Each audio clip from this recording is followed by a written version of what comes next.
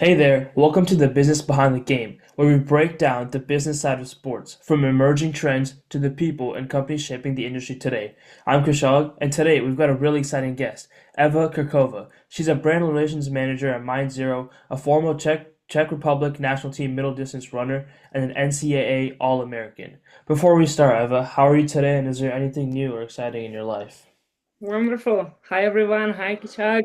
Thanks for having me. And yeah, it's summer, so it's always fun time to go outside and play and get your mind to zero.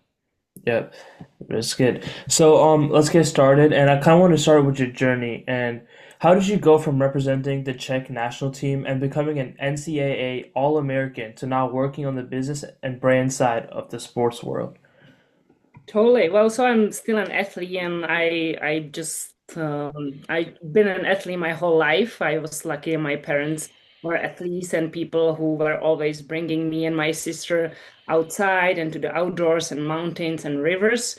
And our community when growing up in Czech Republic was always very athletic, and that's how we spend our free time and weekends. And I just loved being active and running and climbing. And my dad was a former coach of the Czech climbing team, and so I was always active in the climbing world. But then, yeah, I won some silly turkey trot I gave, just like a fun race with other kids, and I won, and I just felt kind of psyched to yeah win over other kids, and then I fell in love with the sport, and my dad was a Mm. runner too, so I was joining him, and then yeah I was just like climbing the ladder from the silly kids races to be the best athlete from my school and then from my town Brno, which is the second largest city in Czech Republic, and then I made the Czech junior national team, so I went representing Czech Republic on some international competitions, and then I got athletic scholarship or offer from American University, which totally rocked my world. I always wanted to study abroad and explore other countries and yeah, represent my country. And getting the offer from University of San Francisco was that my dream came through. Actually, the American dream. So at age of 19, I moved to California to University of San Francisco. It was a Division I school, and yeah, I had a great teammates, and we already the first year we won our conference in cross country, and then my main event, 3K steeplechase, started that spring, and I was lucky to qualify for NCAA regionals, and then I made it to the finals and qualify for NCAA's nationals. So that was the first person at the history of the university to make the NCAA's nationals. And then yeah, I also made the Czech national team, and so yeah, progressing in my career. But fast forward, yeah, I was also like training for the Olympics. Unfortunately, I got injured, and but yeah, then I was reinventing myself while still competing abroad and representing the country at European Championship and World Academic Games. But yeah, then I was lucky to be hired by Mindzero and while in the United States, and just because it's a company that is aiming to yeah create a product to yeah get your mind to zero through contrast therapy. And so they hired me as a way as an athlete to represent the brand and also um, to bring the knowledge as a professional athlete how to recover the mind and the body. Yeah, that's really inspiring. And playing Division 1 sports and for any sport is like really tough. So can you give kind of like an insight of that, maybe like how your life was, especially as a track athlete in a D1 school? Yeah, totally. Well, the mind is tricky and funny in this way because when you look back, it just like you think it was like such a wonderful time and you forget about all the homework and finals and essays Yeah, and presentation you have as a student and as you know, right? And so yeah. for living for the first time abroad and studying. So it was really hard coming as a freshman and like my English wasn't perfect. So I Mm. I remember I spent hours and hours in the library. I was the first international student of my team. So while all my American friends were going hang out in a park or going grab a coffee or ice cream or just like chilling and hanging out. I was just like, no, sorry, I'm gonna go to the library, and I just like Yeah. spent hours and hours.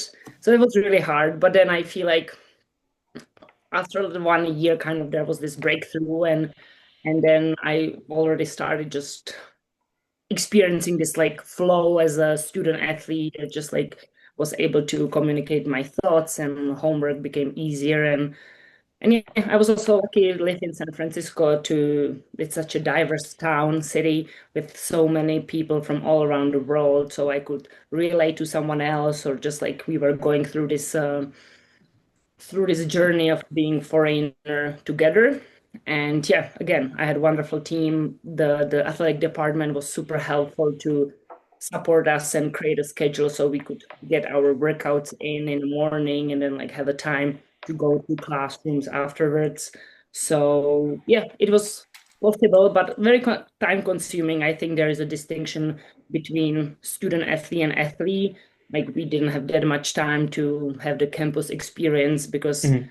I had to do 2 workouts per day and then study a lot, and then travel during the weekends and having long runs and other training or workouts during the weekend. So yeah, it was very busy and like a lot of sleepless nights, and I kind of like actually got this like sleep deprivation and sleep anxiety because I was so overwhelmed by the load of work. But now I can fall asleep and get my mind zero. Yeah. Yeah, I was like, always, yeah. we should like the company should build the product all across the United States where are the campuses and universities, so the students can chill and like relax the mind, so they are ready for for the workload, for all the studying and the responsibility of youth. Yeah. You mentioned a lot, like, you've been both in Europe and here. Like, what do you think was tougher here or back in Europe for especially your like athletic career? Sure.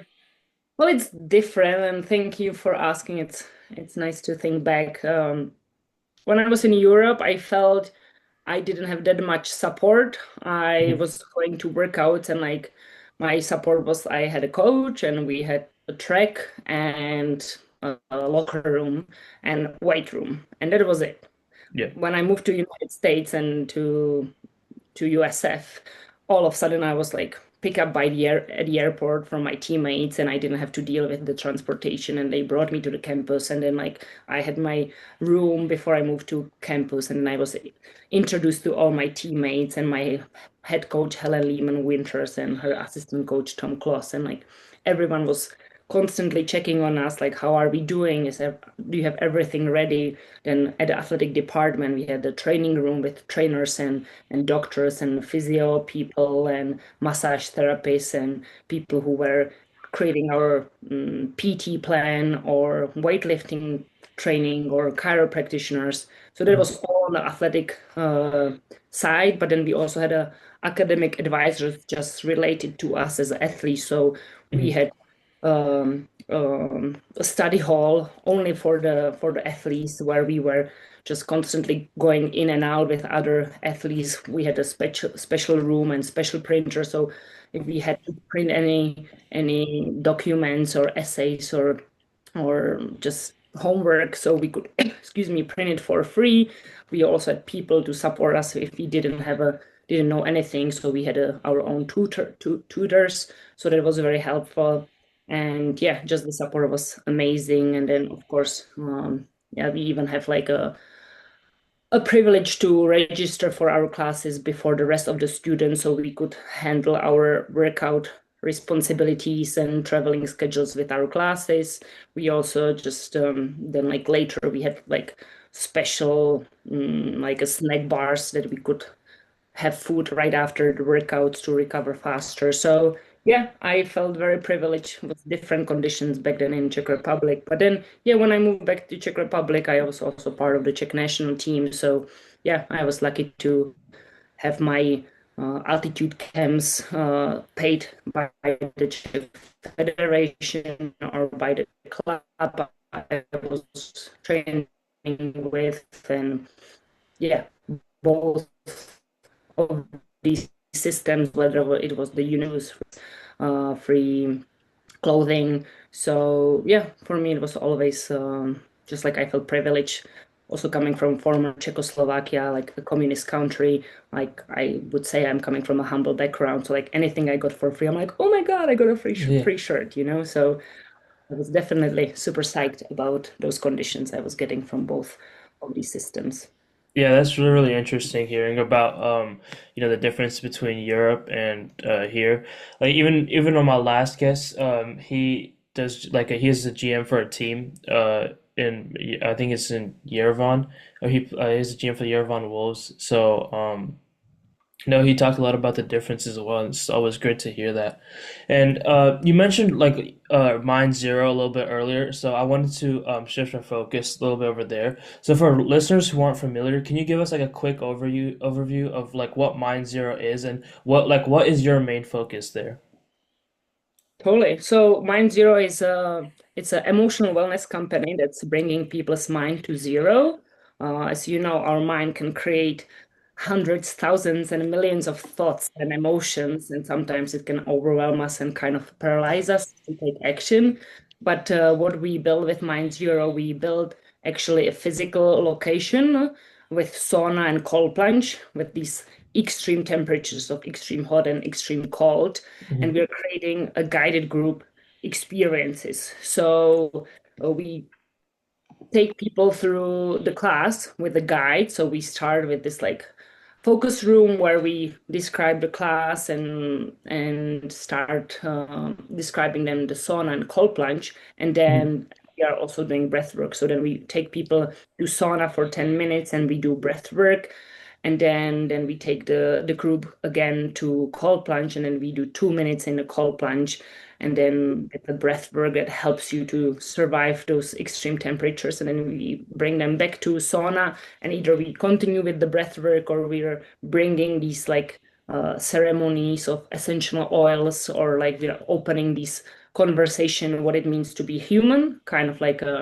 just this like group gathering and sharing. So we speak about loving kindness, vulnerability, rejection, regrets, dreams. And because when the mind is exposed to the extreme Yeah. temperature, extreme hot and extreme cold, it creates this fascinating brain chemistry where people kind of like surrender to the moment and they feel relaxed and empowered to share what's in their way to create results or become what they want to be. And so it's beautiful to see these shifts in people's minds and the way how they relate to each other.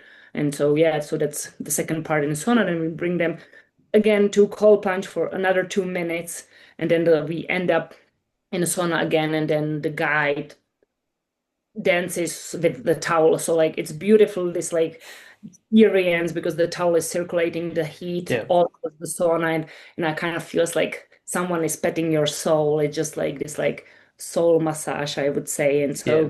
so it's a very like innovative product. We use it in Europe, sauna ceremonies in Europe, but in the United States it's starting at this moment. And so I kind of like when I describe it, I say like, well, it's kind of like Tony Robbins meets Peloton meets the Burning Man, or like any music festival, because the Tony Robbins is the sharing part when there Hmm. is this like growth aspect. The Peloton is like that we are creating a new routine for people, because not only you have to take care of your body, which we're used to because of the like exercising, but also Yeah. like care of the mind is very important too. And then when I say Burning Man or any music or art festival, it's because of the community. So we're doing it as a group, and so like all of a sudden, people are creating new friendships or bonding experiences. So we're experiencing people then like becoming friends and inviting each other to like for adventures or going out for coffee or beach or for walks. So it's very beautiful. Yeah, that's definitely like very inspiring and very cool to see. Like you talked a lot about the mental health, especially when you were in USF as a college athlete. There's always stress behind it. Like talk about like the importance of mental health and how it's like very important to take care of it, especially as a student athlete going through that like D1 or D2, any like college or professional level. Well, how much time do you have? Because we can talk so much about it. But yeah, mental health is essential part of being human, and I feel up till this moment it has kind of been a taboo, like we all have been raised by our parents who went through their hardship and they wanted their kids to succeed and like strengthen them. And yeah, I don't want to generalize this or stereotypize it. Oh my God, I didn't pronounce it right. So like it's hard for us, I feel, to share, but then when you when you feel free to share how you feel, a beautiful breakthroughs can happen or magic in a relationship. But yeah, yeah, coming from former Czechoslovakia and my parents were tough, so like emotions kind of were not allowed. So I thought and I like told myself the only way how I can get through world or any breakdowns is like through being tough and just like don't cry, suck it up, push even harder. So I Mhm. wouldn't be able to like, express my emotion. And fun fact, my teammates, my women's cross country and track and field team, they asked me one time, like, do you want to do girl talk? And I'm like, girl talk? Like, what's girl talk? And they're like, what? You don't do girl talk? I'm like, no, like, what do you talk about? They're like, about your boyfriends and how you feel and like what do you want to buy? I'm like, no, like why would I share? And I joke that like these girls were like my first therapist because up till then Mhm. I couldn't ever share my emotions or how I feel and they like opened me up. That was one thing, but then yeah, then I was a double major and double minor, so I had a lot of stuff and a lot of homework and many commitments to do and then I was switching majors, so I could feel just like my brain was overwhelmed and I had a hard time falling asleep. And then like yeah, then my coach actually facilitated me a session with a athletic therapist. So like that was the first time ever taking yeah, being with a therapist and yeah, doing a therapy and like applying it to my racing. And I feel like I've been always a good racer. Sometimes people are performing better on the stadiums and gyms rather than in the racing arena because then like the thinking mind kicks in and like you have Yeah. anxiety, like you stop performing. But I feel like I always enter this competition with this like commitment and fears to like yeah, execute. So yeah, I didn't have a problem racing, but like maybe the workouts were harder, just like when we had the finals. So like the mind get very worried. But yeah, in general, yeah, being an athlete, it's just hard because like your North Star is the athletics and like Mhm. then nothing else is important. So maybe like you don't invest too much time into like your romantic relationships or like other friends because like your commitment is athletics. Yeah. So that's your North Star. So like, sometimes it does like trick your mind and yeah, you're overwhelmed and etc. So I think like now there is more attention for athletes and like mental health is a topic, right? And it's like also the rise of social media, like we're all comparing each other. So it's definitely something that is already out there and we have to take care of it. Yeah. So like in the Mindzero facilities, you're talking about like all the togetherness and the group activities. So you work like closely a lot with athletes, influencers, and communities. How do you approach like building those genuine and long-term relationships in that space? Yeah. Well, so now we open two studios on the East Coast, and we at those cities we reach out to the college and teams, and like we brought tennis teams or volleyball teams, basketball teams, and then like we create partnerships with them, or just like yeah, reaching out to professional athletes, and we're in touch with world class athletes who also wanted to create like experience the mine at zero, and also it's good for the not just the mental health but also for the physical recovery because it's the cold plunge and sauna. So yeah, living in Boulder, there are just like professional athletes on every single corner, basically, because Boulder is such a mecca for endurance sports, and I'm lucky to creating a relationship with them through my own training. So yeah, I've been in touch with people who yeah were at the Olympics and were the world champions in Spartan Mhm. racing, or just like the collegiate champions. So and yeah, it's a good product that people can use. Yeah. So, you talked a little bit again about Boulder, and after stepping away from the competitive like track sport, you found like new path in trail running, climbing, and especially like the Boulder like outdoor scene. Like, what was the shift like, kind of like professionally and personally as well? Thank you. Yeah, I think I had like two of these shifts. So like when finished my collegiate athletics and moved from San Francisco to Boulder, Colorado, so I kind of was just excited to explore the mountains and like do expeditions and adventures. But yeah, it's like when you come to Boulder, like you always joke like you thought that you were the best at your former town, but then you come to Boulder and like you're one of the last one because this town is full of pros. And so then I Mhm. was just like, oh, like I used to be a great runner, and like who am I now? It was kind of like Yeah. this crisis. And then I was lucky to running into this future friend, Nicole Miracle, who later became a champion in the Spartan race. And Hmm. yeah, she was climbing at a climbing gym, but she has this shirt for running, like a runner's shirt. I was like, oh my God, like you're a runner and a climber, like you Yeah. can be both. And so she introduced me to her coach, Brett Hudson, and then I like joined his team. And yeah, he got me back to shape and just like yeah, then I like lost the Olympics by 3 seconds, so that was hard. But then I was just like committed again to keep training and performing, and so I went back to Czech Republic afterwards. And then 2019, I came to Boulder to train for the Olympics in Tokyo. But then, yeah, what happened in 2020, we all know that it was the Yeah. pandemic.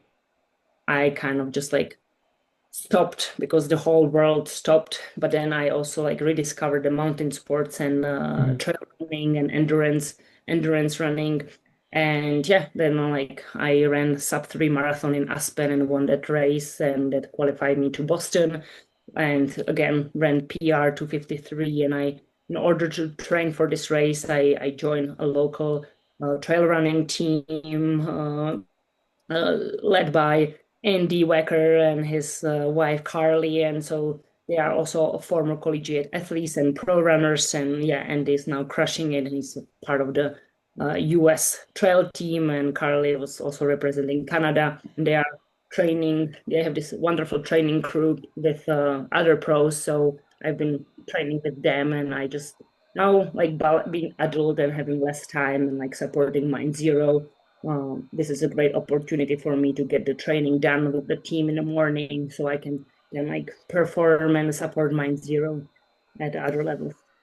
Yeah, but it's definitely challenging, and especially for you when you went from like from overseas to here, and then again from like California all the way to Colorado. It's definitely challenging, I think, especially moving a lot. And I kind of want to like shift to that. Like, what's been the toughest part of like your transition from an athlete to like a brand ambassador? Like, or was there like any moment specifically where like you questioned your path?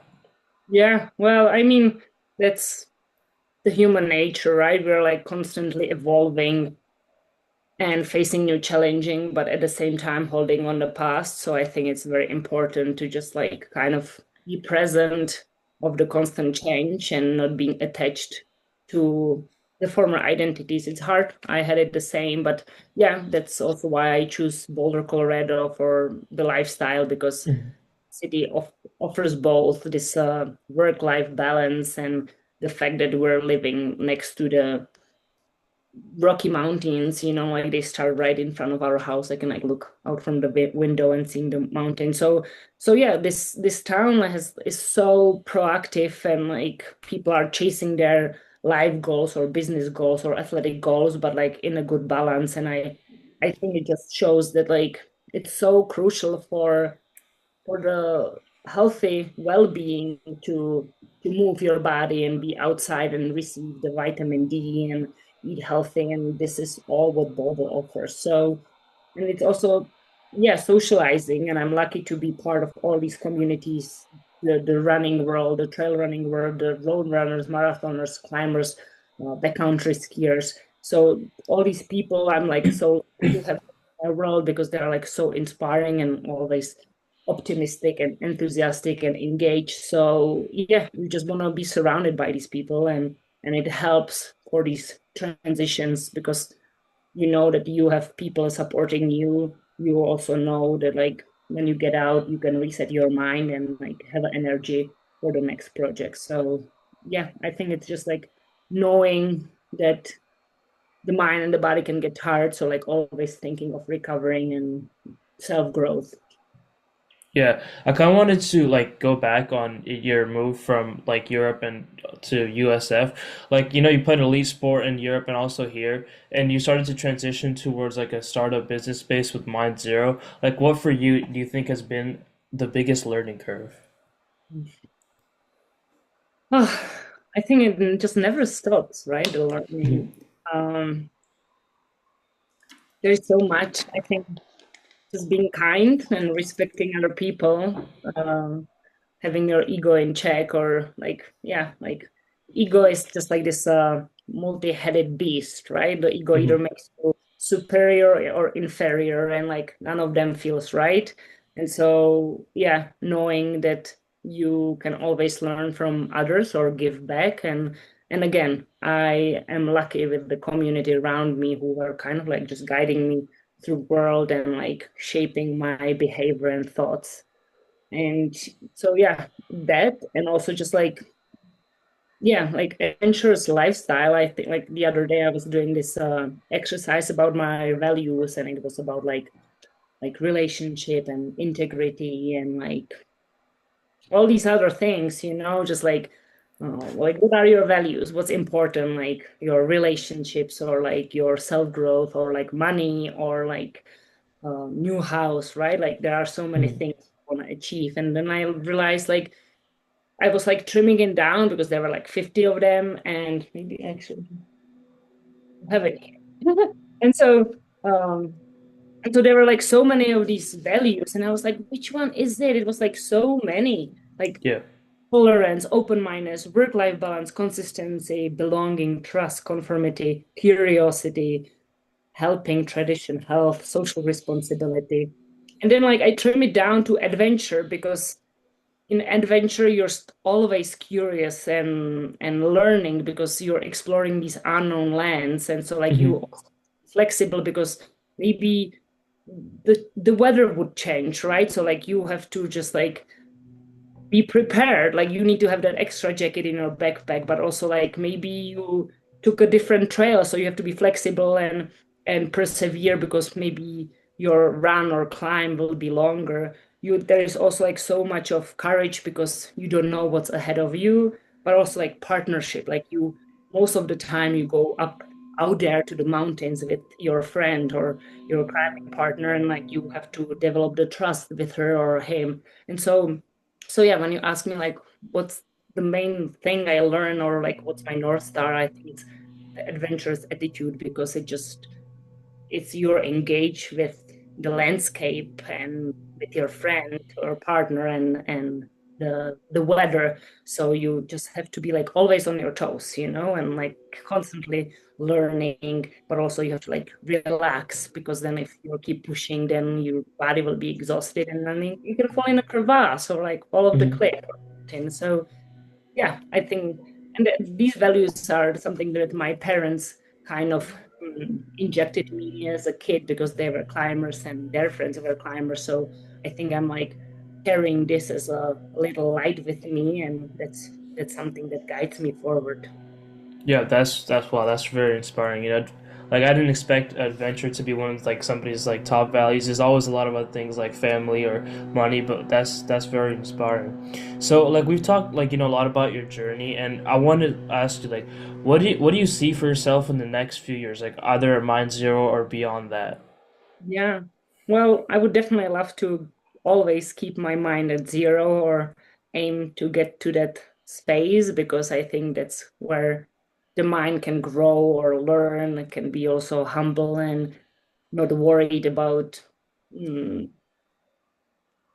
how we look in front of others, whether like we want to be pretty or we want to look smart or we want to look experience or whatever. So yeah, just like having the mind at zero, because that's the space you can grow.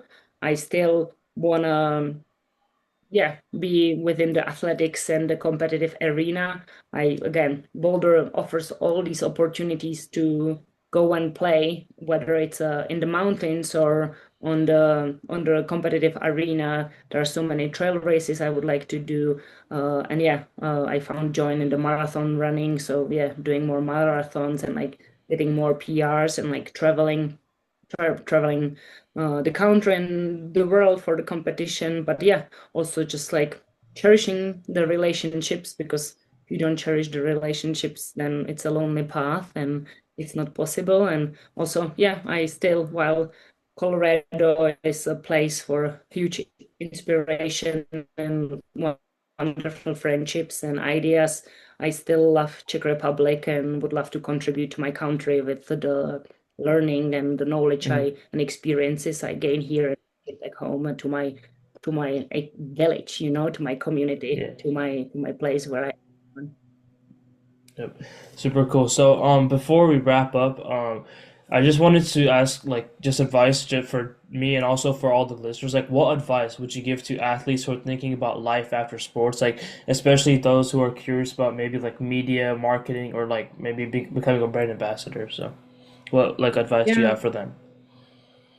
totally. Well, I totally feel you guys. The sport has been such a big part of your life, and it made it easier in many aspects because you know how to fill your free time with these commitments, whether it was training, working out, or competing. You also gain a lot of friends while you are doing the sports. But then, like when you stop, all of a sudden there is this big void, and one can feel lost and just what's next. And yeah, I would definitely encourage everyone to keep going. Sport is great, even though you don't put the bib number on or jersey, because you can still train and exercise on your own. It's a great way how to relax the mind and keep it Hmm. engaged. You will also find new friendship, and also like now we're living in an era there are so many new sports emerging, whether it's like high rocks or like road running or climbing, these more adventurous sports. So yeah, there's so much, and yeah, I definitely would encourage everyone to keep being active because it makes the body and the soul happy. Yeah, thank you for preaching that. So that's a wrap today for this episode of Business Behind the Game. Huge thank you, Eva, for coming on today and taking your time to share your story and insights. And you can check out her work in the links below. And if you enjoyed the episode, be sure to subscribe and leave a review. I'm Kishag, and I'll catch you next time.